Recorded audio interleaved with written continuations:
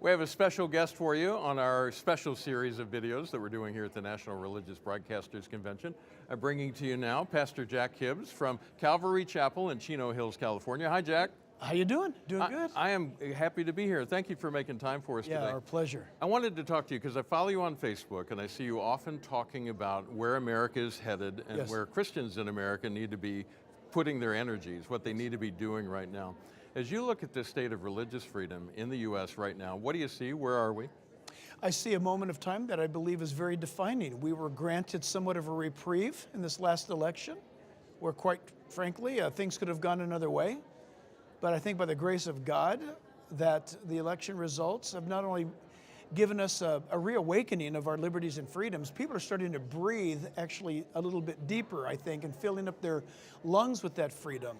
And so we're seeing things that there are those that are in the progressive world that are panicking. They think that Trump and Department of Justice is somehow unconstitutional, when in reality, for those of us who know history, things are looking more like the good old America that was founded some 250 years ago. This is the Constitution in action, and this is a republic in action. With all of that said, politically, we're trending great. My concern, honestly, is does the church recognize that God has given us the opportunity to stand for our faith and for our freedom, and to exercise this window of opportunity to advance the cause of freedom so that we can, at the very least, preach the gospel?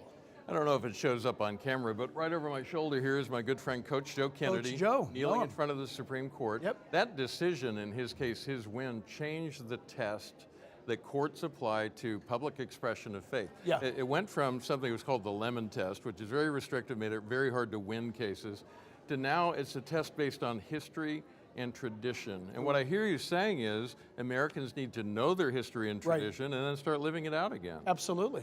And the church should lead the way. I'm a big fan of our colonial founding, all the way back from the Mayflower Compact with the Pilgrims. That declaration, which, by the way, it's basically 2 paragraphs that I don't think anybody should graduate from school without having to read it.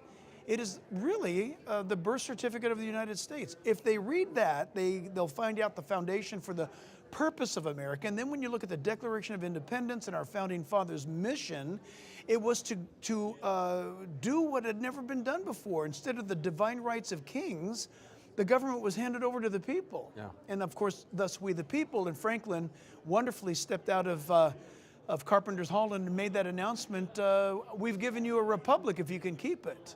For far too long, we weren't keeping it.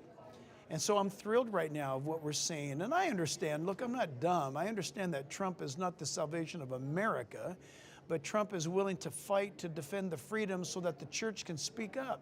You know better than I do that Trump will not enforce the Johnson Amendment against pastors. That's an open door. So for pastors to drum up an excuse as to why they shouldn't teach their congregations on how to vote and a biblical worldview value and how to get engaged, let's unpack that a bit. Yeah. That's exactly what I want to ask you about. Because I know you're a pastor, so you spend a lot of time exhorting people to do things, but you've also been very vocal about exhorting them to do things as citizens of the United States based on their Christian faith. So what are some specific things people can do that they can put down a list and say, okay, I'm going to do this, this, and this? What would you direct them to do? Number one thing, every Christian is commanded in Scripture to pray for the leaders that are over them. Whether they like them or not. If you like them or not. Look, I have to be honest with you, because I love the Bible, I obeyed the Bible. I prayed for Joe Biden every day. I prayed for Barack Obama every day. I prayed for Trump every day. We are praying for Trump every day. Having said that, after you pray, then what? You get up and you find out, for example, what's going on in my local school board? I need to find out what's being taught in our classes.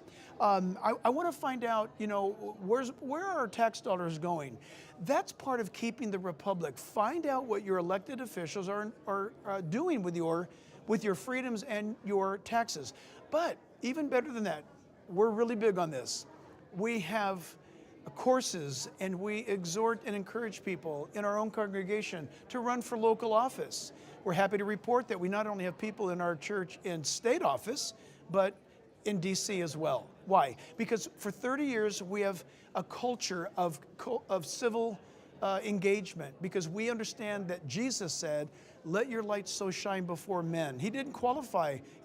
Are those guys, these guys, what guys? all men, mankind. So if you're going to let the witness of the gospel shine, I cannot find anywhere in Scripture where we are exempt from any area of life.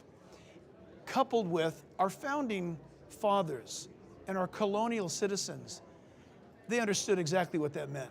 And one of my great heroes is Samuel Adams. And he motivated people powerfully to exercise the freedoms that before we had a declaration and a constitution, he understood those freedoms to come from God. And so I'm big on that. And I think God has blessed our efforts. California is, people are going to be shocked. California is shaking things up. Really is. I know you've got a busy schedule, so I don't want to keep you too long, but is there anything else you'd like to share before I let you go? More than ever, make sure that you're going to a Bible teaching church.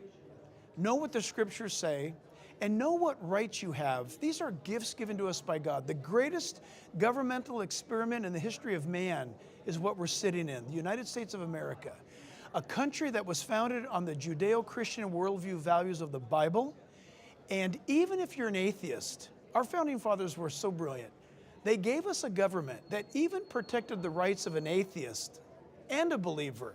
You have the freedom to not believe, but we need to unite together to fight for those freedoms, and we fight for them with first effort, and that is exercise them. Jack Hibbs, thank you. Thank you. Awesome insights.